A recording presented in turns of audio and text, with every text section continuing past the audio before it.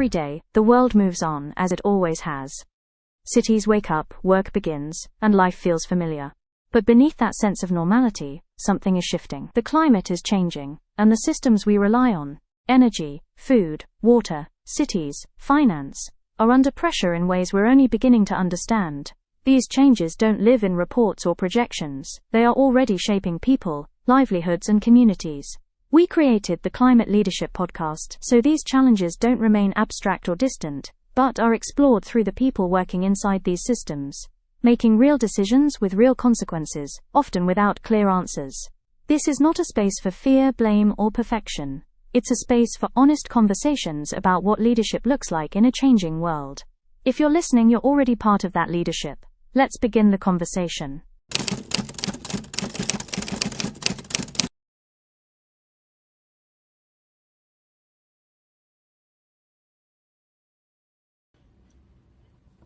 Welcome to another episode of the Climate Leadership Podcast.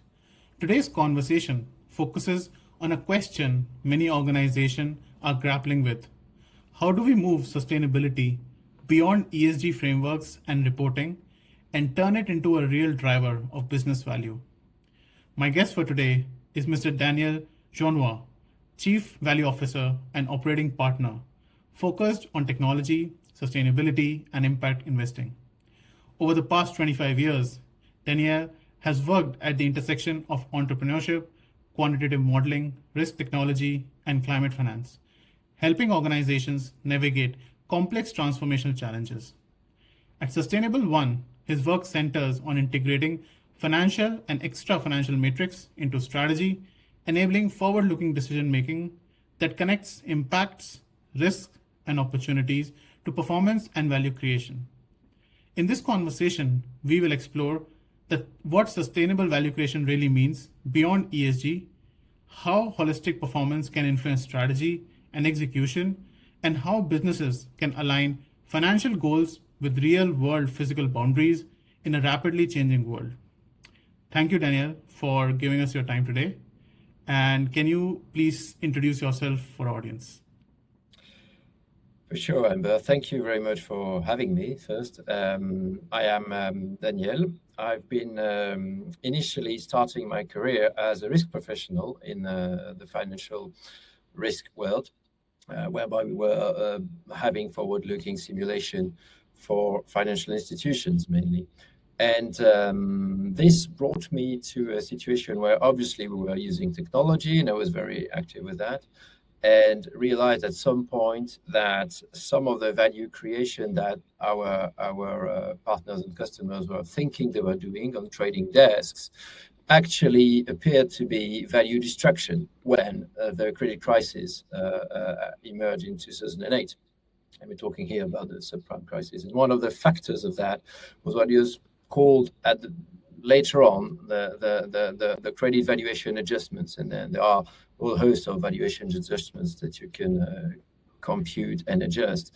And the root of this switch between perception of value created and reality of value destructed was, in fact, that there was too few of taking into account the risk elements into the valuation of the financial instruments, which mainly were derivatives in these portfolios at the time.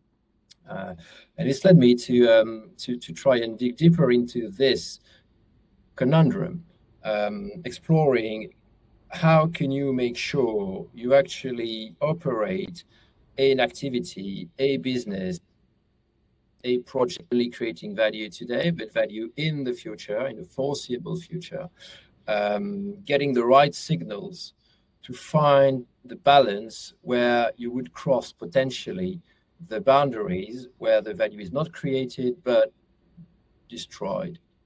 And when I started to dig deeper into the climate topic, which is even stronger than the credit topic, in the sense that credit is a little bit of an abstraction, meaning that organizations and individuals are in this relationship whereby I owe you, you owe me, and we agree on this. And then if something goes wrong into, let's say, the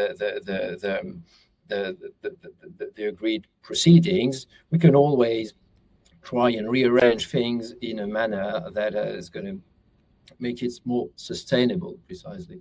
When we talk about climate and other topics which are related, we start to talk about geophysics. And geophysics, you actually cannot really negotiate with to sort of extend, for example, the duration of your environmental debt or so on and so forth. It would be the same with the biodiversity elements if we just focus on the environmental piece of this picture. Then, of course, the importance of taking these into account in terms of assessing whether value creation happens, whether value is destroyed, value is protected, etc., in a medium to longer term time frame is very important. And in doing so, you always have to keep the short term running, meaning the cash flow capabilities, cash flow generation capabilities. So it means that both finance and these other perspectives are intimately related. And that's how I sort of started to get deeper into these topics, train myself from a more, I'd say, scientific elements that are related to climate finance in the first place, and then started relating this to approaches and methodologies that could be applied in the business world to try and make those two parts of the same reality meet at some point in order to ensure that companies, enterprises, banks will still be in a capacity of bridging for further prosperity in the decades to come. Okay. So I was just thinking, like, how are we connecting risk with climate finance? Can you give a brief about this connection? You can think of climate change as a risk that has been growing further and quicker than was initially expected, let's say 20 years ago, in fact. And unfortunately, as long as we don't see with our own eyes the consequences of a risk, meaning that the risk starts to materialize in front of us, there's a little bit of a step back that is taken, and that explains the reason why it's a natural trend that humans are sort of delaying decisions related to these risks, even if and even when they're actually made aware of their existence.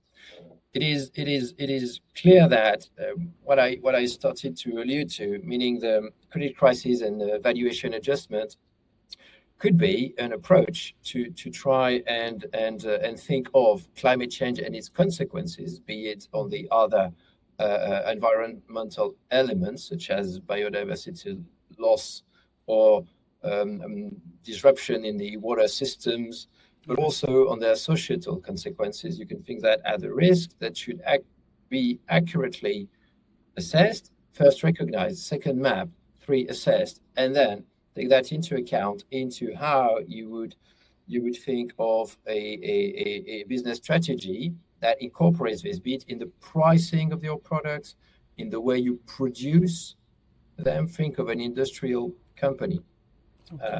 Got all of their value chains, all of their supply chains. All of these elements are waiting on that. And sometimes there have been materialization of real risks, meaning an interruption in the supply chain.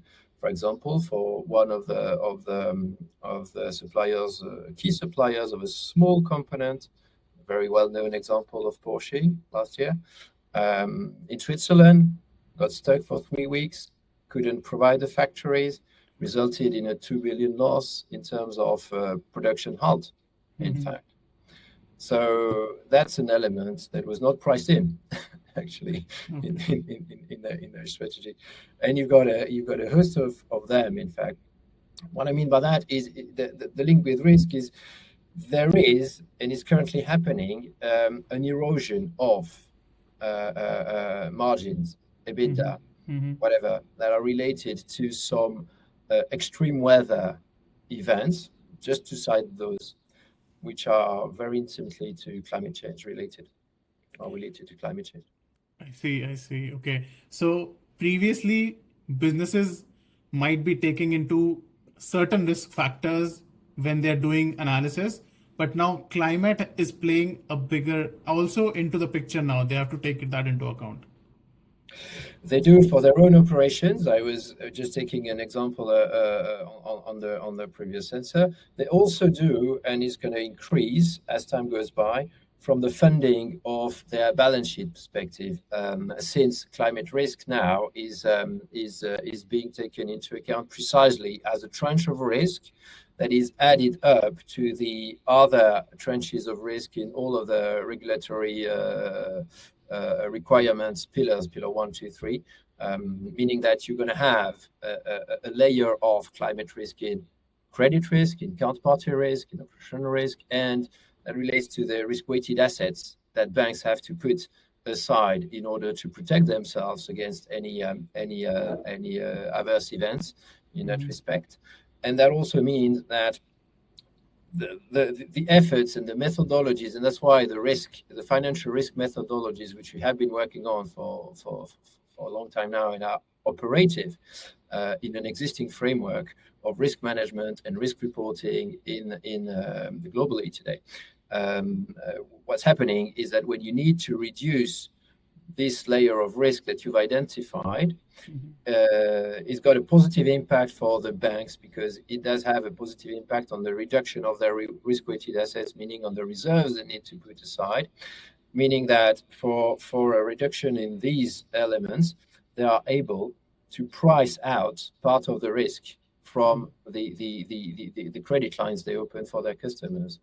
And that's how you get into the green financing part of the equation. So climate currently affects companies on their operations and their direct ability to generate margins.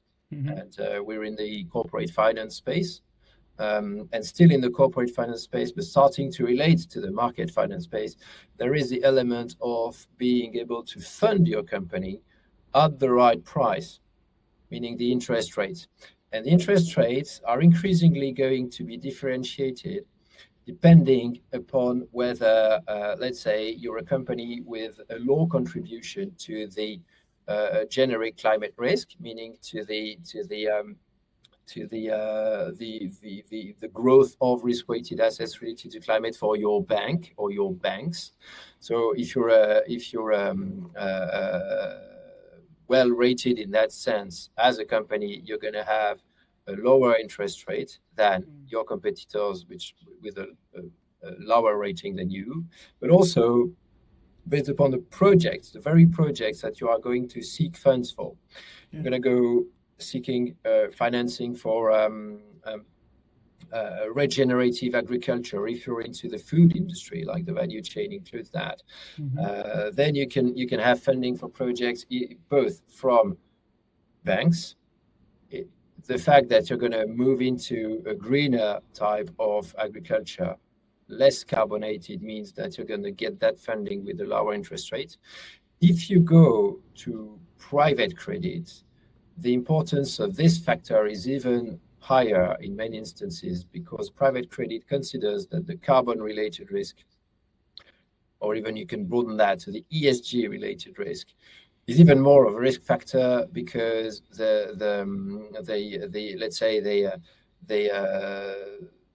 it's less liquid, for example, than would be for the banking industry.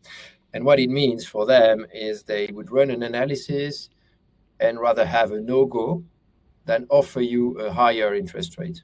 So meaning if your project is not decarbonated enough, then don't even lend to you. And that's the impact on the cost of capital.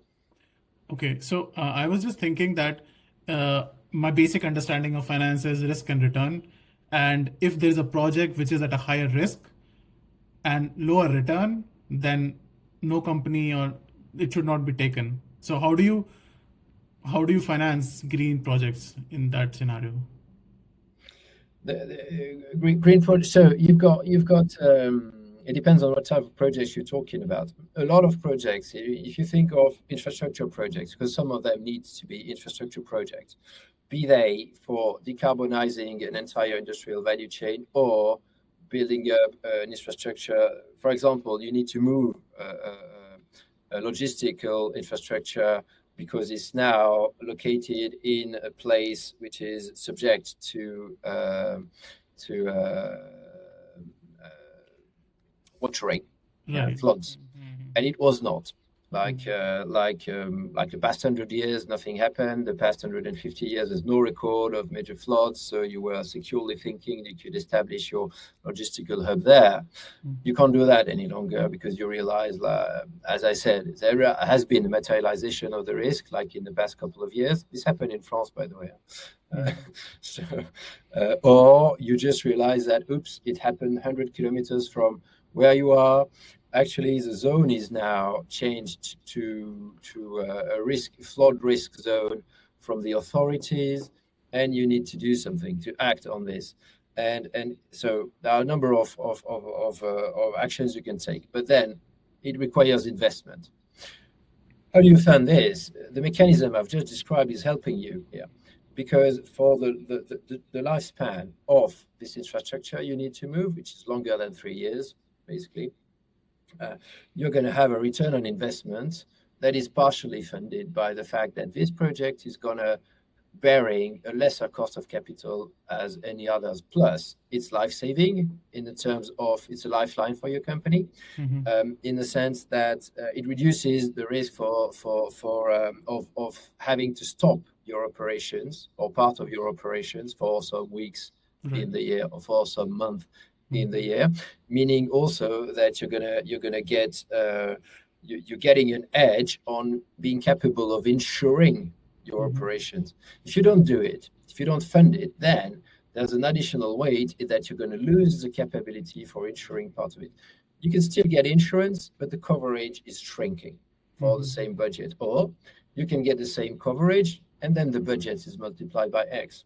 And so that's this balance that you need to find. Plus, in addition to that, the green financing aspect of it is that this project can very easily be funded by, let's say, private credit, which is going to be subject to some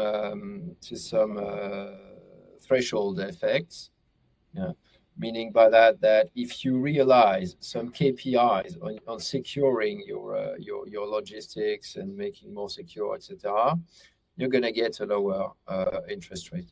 Same thing if you're funding a decarb project in industry, like in the steel industry, but you're lowering your contribution to a risk that is actually spreading across the entire economic world, not necessarily local to you or your operations. That's for sure. However, it's going to have an impact on you and all of the stakeholders, especially your funding institutions.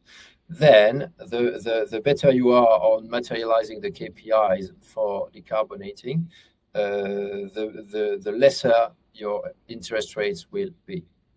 Okay. Thank you. So when you hear the term ESG today, where do you think it falls short in driving real business transformation and value creation? That's a very good question. You can think of ESG as a tag that you put on a drawer to sort of put your things away in a neat way and say, oh, this is ESG. What does it actually mean from a business perspective? Tagging activities, getting into taxonomies is good for reporting.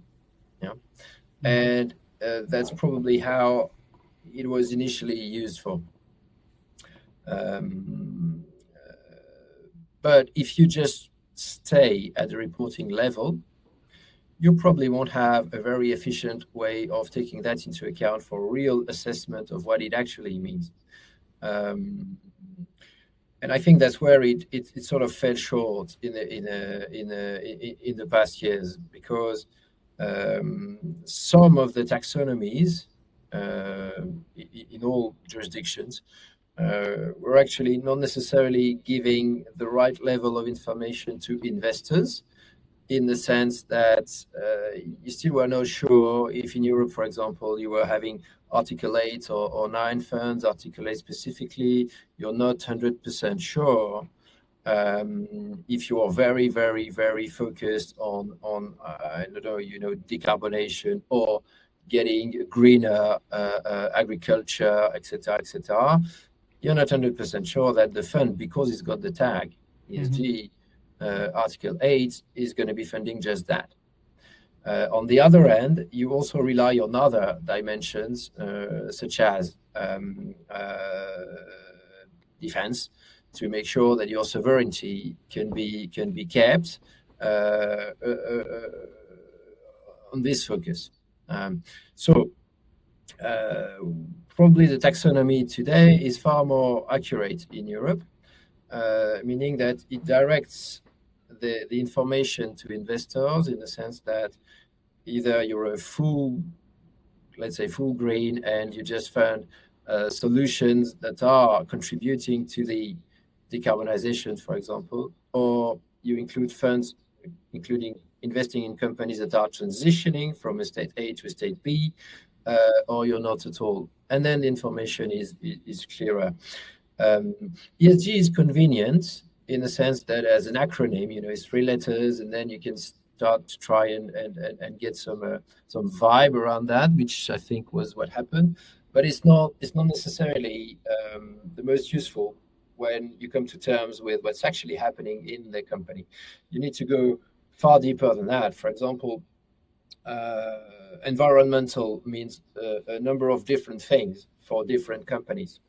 It really depends on your context. Now, you still have an approach to this, which can be tied to the actual value pillars, the things that are really material and important for your own operations.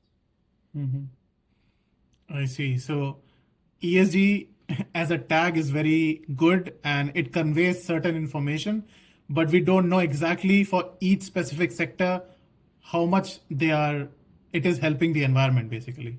It starts getting more accurate since this year, this side of the Atlantic for sure. I don't have much historical depth because it's too new to sort of assess whether, yes, indeed, it's been providing the information that's required by investors. But it seems better now. Another way of getting leverage on your financing, which we did not allude to because I talked a lot about credit, is the direct investment into capital. That is, and there are two levels here. Either you invest into startups, which DNA is actually the solutions that are going to be more efficient in terms of energy, newer energy, improving health without being too heavy on chemicals, this kind of thing. And then you know that, okay, they're going to be part of the picture in 20 years from now, when energy is going to be scarce in a way, or scarcer than it has been in the past, specifically electricity, and that's some greenfield. Yeah. So, but all of them need to be supported financially by venture capital or, let's say, non-listed investors. Or you're also looking at those companies which have been successful in the past from an extractive business model, fully focused and super performant sometimes, using the existing energy system. But they need to transition if, in the case, they still want to have a part to play in the coming decades. Those are the ones reducing their footprint. How do you invest in these with the right level of information? That's exactly where the taxonomy now is starting to help you a little more. And it's true for the non-listed as well as the listed world. Okay. Daniel, I was also thinking about certain terms like climate mitigation, climate adaptation. And what I have read is there is much less finance in the climate adaptation space in like $50 billion. But in the climate mitigation space, it is like more than $1 trillion. So how do you see this disparity?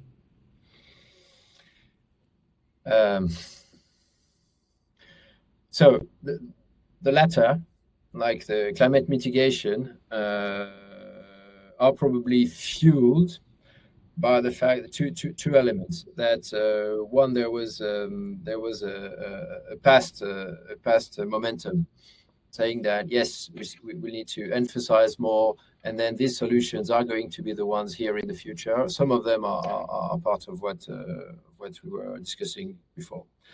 The other one is a number of them are very tech intensive. Yes. And obviously, because of the way the markets are constructed, the tech element is always something that's attracting capital in a very fast pace. Now, does it mean that there's going to be a true realization of the value through that path? It's not sure. There can be bubbles in that direction. So that's one side. The other part of the answer, the former, being why don't we fund adaptation as much as it should be funded at this point in time? I think it's probably going to be changing, not necessarily from a top-down perspective, but from a bottom-up approach, because the examples I took earlier on, like in the very life of operational fabric of corporations, that's where adaptation takes place. That's where adaptation takes place, and it really means that there is something happening, let's say, on the ground, also pushed by the insurance sector, which is encouraging their customers to sort of consider very, very seriously the adaptations elements. Is there enough funding for that at scale? It's my view, it's too early to tell. There is not enough, but it's probably coming in, because I guess a lot of the arbitrage from the companies themselves is going to go to that part of the financing needs and requirements, for the reasons we touched earlier on, because for some of the BUs it's going to be a lifeline, and not necessarily from the investors and capital allocators themselves, or governments try and help, but then you need to have a really good articulation and a really set strategy. If you think of groups of countries, for example, they need to all try and go in the same direction in that respect, which seems to be not always easy. But I think that's it's a matter of timing, in fact, and we'll probably, if we're talking to each other in a year or two from now, we're going to probably see that the curves are sort of changing their direction here. Sure, Daniel. So, can you explain the role of value office and how it helps organization steer both execution and strategy within defined time frame? So a value office is by essence and by nature an operational part of an organization. We mutualize it, and I hope someday every single company is going to have its own internal value office. The role of value office is to make sure that you're going to steer your resources, company strategy, of course, but the allocation of resources in a way that's taking into account 360 perspective on the very material and important value elements for your organization to actually operate securely and profitably in your ecosystem in the longer term. So we take into account the 3 time horizons: short term, looking at cash flows and trying to derive cash flows; medium term; and long term. Because if you take a short term decision like looks good, let's say on the cost side, but proves very wrong 3 years or 4 years down the road, on the value side, because you actually appear to have created a stranded asset for yourself by cutting some of the elements that were very strategic to your survival as a business unit or a group or a company, is not a good idea. So what we try to articulate the value office around is a logic of multi-capital, meaning that there's not just the financial capital that needs to be taken into account and possibly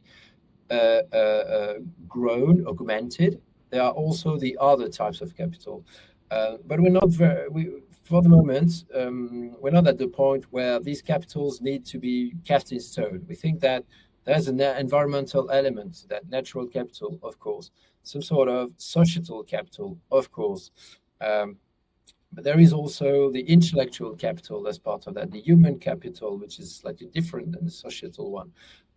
And so your manufactured capital as well, that's actually the type of value you as an organization are bringing to the table by transforming or providing a service, providing a product, etc. Now that's the broad framework. Now we don't necessarily get into accounting all these 6 pillars, but we get to identify what we call value lineage, which can be related to them. And then we look at impacts, risk, and opportunities, pretty much using the same framework as the CSRD reporting approach, but also at the dynamics of value, because each of these capital does have a factor of erosion against which you need to sort of work. And then the role of the value office is for each and every decision that's got a strategic part to it. You need to be enabling the companies to make them in an informed way, striking the right balance between them. And in an ideal world, you'd be able to sort of regenerate all of them.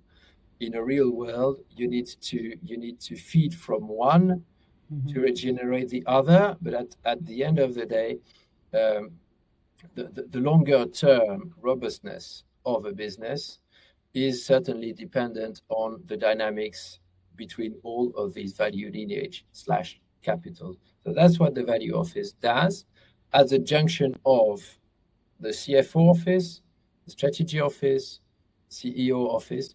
That's a function that can actually be embedded into the finance function for some part, but be closely related on a day-to-day basis and on a forward-thinking perspective with all of the other aspects of the business, including sustainability, because there's a lot of data that needs to be accounted for. And the value office, a very essential role of it is to make sure that the right data gets in at the right stage. So we operate also from a backbone, a technological backbone, which is proprietary, that enables us to sort of get an analysis of that, a view on the dynamics, projects that prioritize the projects in a way that you're not harming your short-term cash flows. In fact, we go and identify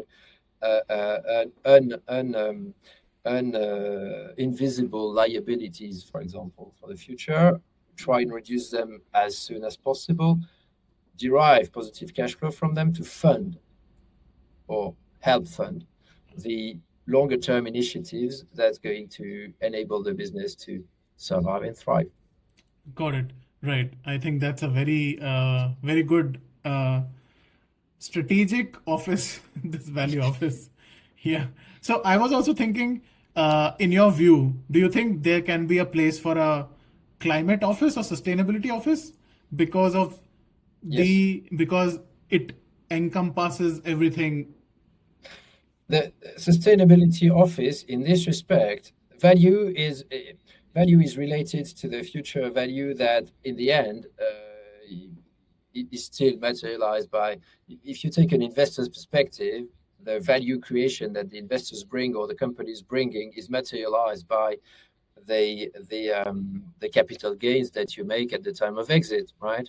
Yeah. So that's the linkage between value and valuation, even though those two are not all the time synonyms. At some point, still today, the way you materialize value creation is through a financial realization of some sort.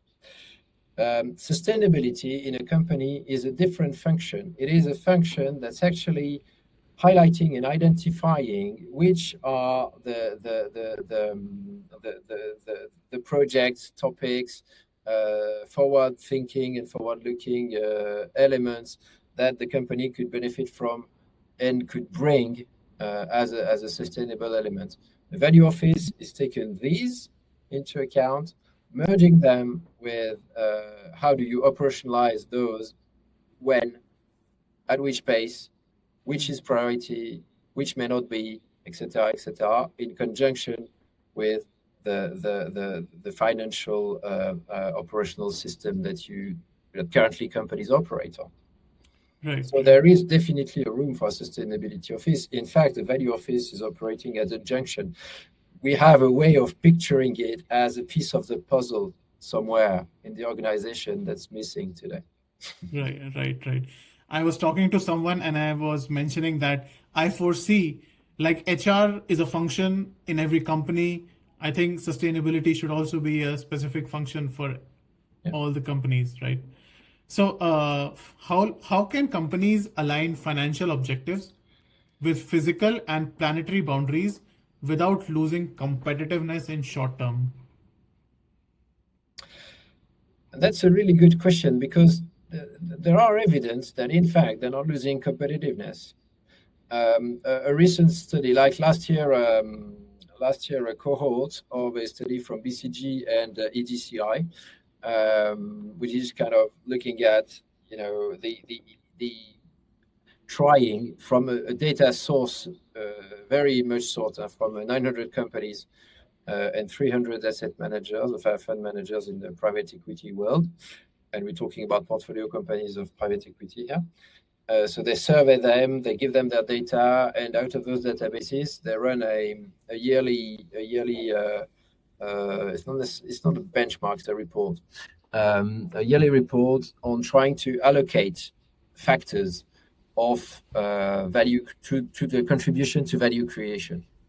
And in fact, there is an interesting pattern that's starting to emerge now, is that companies which have been starting focusing more on environmental, like decarb, and also for some part human capital, focusing more on retaining their staff with putting in place a number of actions in that direction. They actually are now realizing 7% better performance in terms of EBITDA than the ones at the other end of the spectrum. Okay. So what that means is that, in fact, you're not losing competitiveness because your customers are expecting this. And that's true in B2B as well as in B2C. Mm-hmm. In real terms, what emerged this year, and that's new for this year, was the following comment, where we thought a lot of the ROI derived from, call that ESG, betterment, was on the operational cost side, example, energy, and operational efficiency side.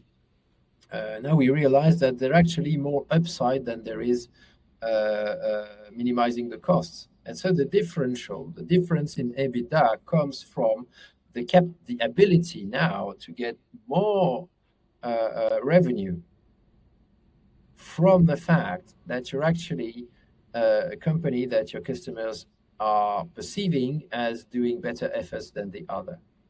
Okay, so revenue is increasing. We are not cutting down the costs. Yes, you do too. For example, if you've already cut down your energy and particularly your fossil fuel energy provisioning, that's one thing, and that contributes. But now the upside is coming from the ability to generating revenue.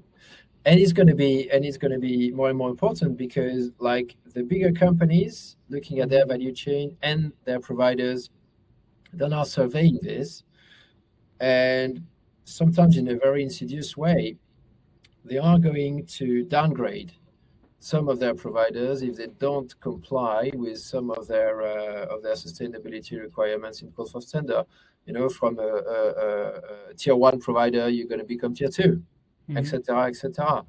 So there's a little bit of warning, but that's happening, and that's happening. And at the same time, there's this movement of smaller companies, provider to larger corporates.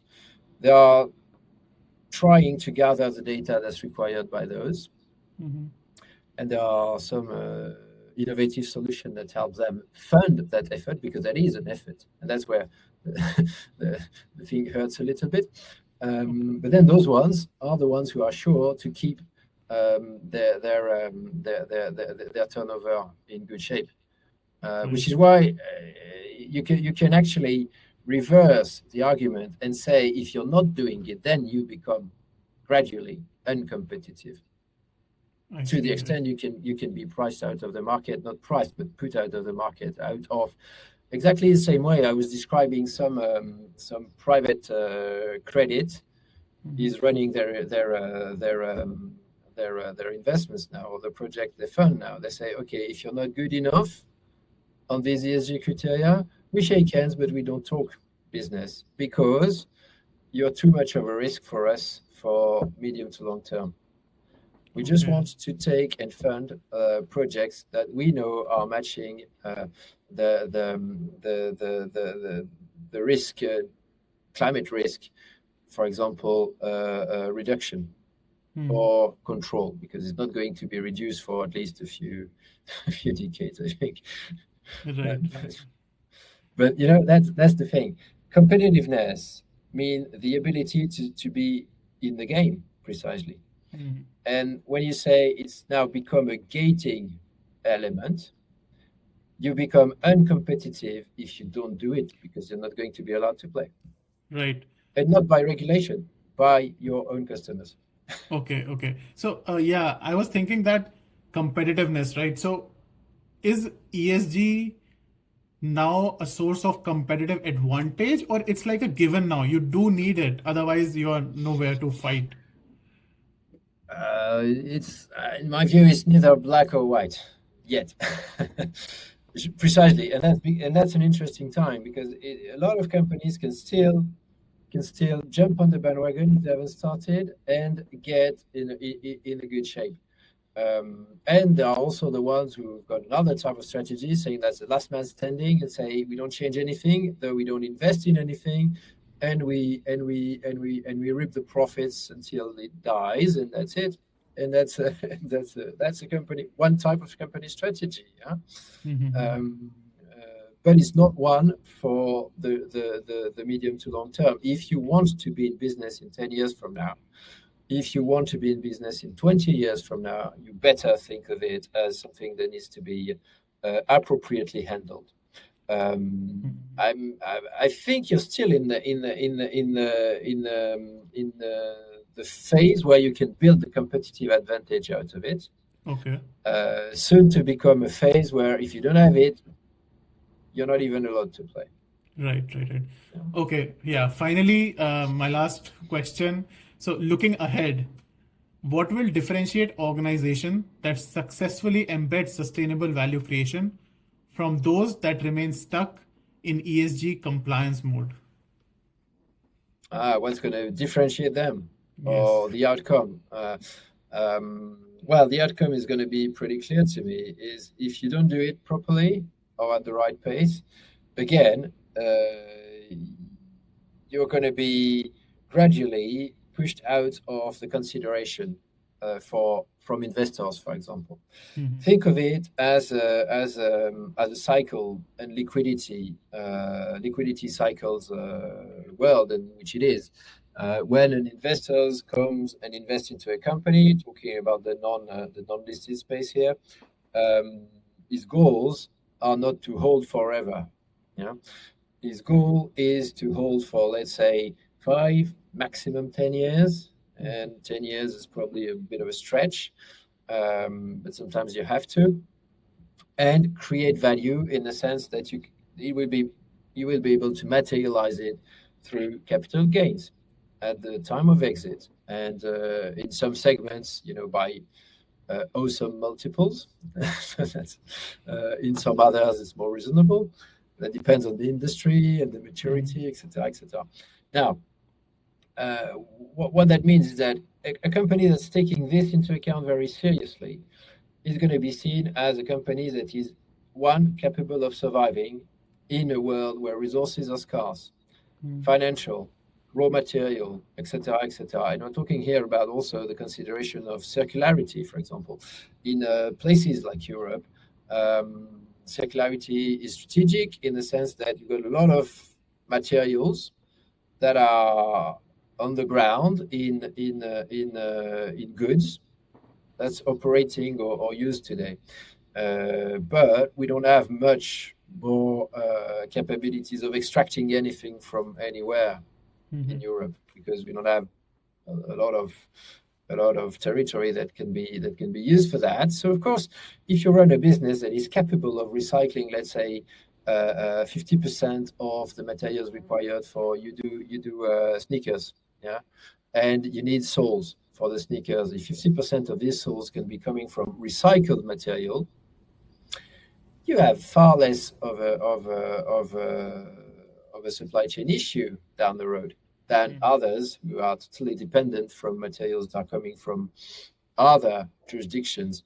And when we see today that's the stability we knew or we have known for, let's say, 6-7 decades,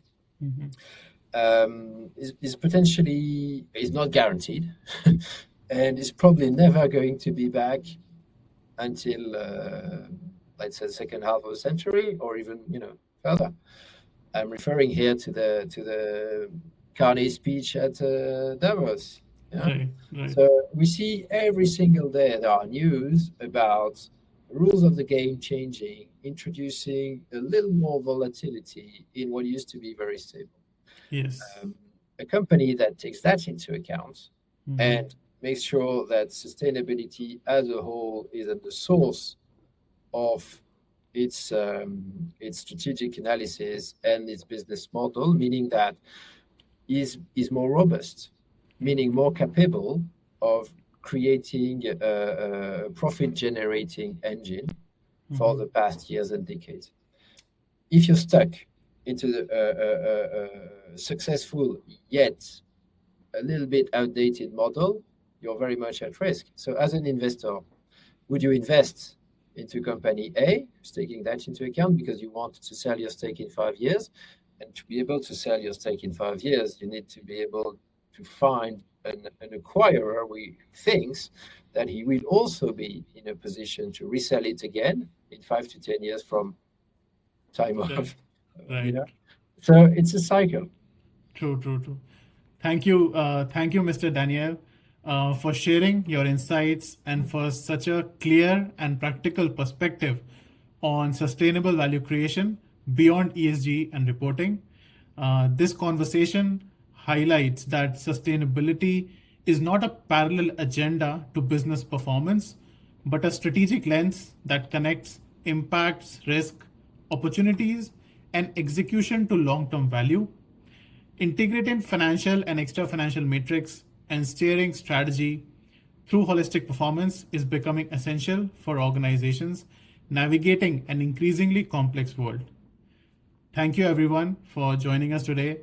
We will be back with more conversations exploring leadership, strategy, and real-world action. Until then, take care and have a nice day. Bye-bye. Thank you.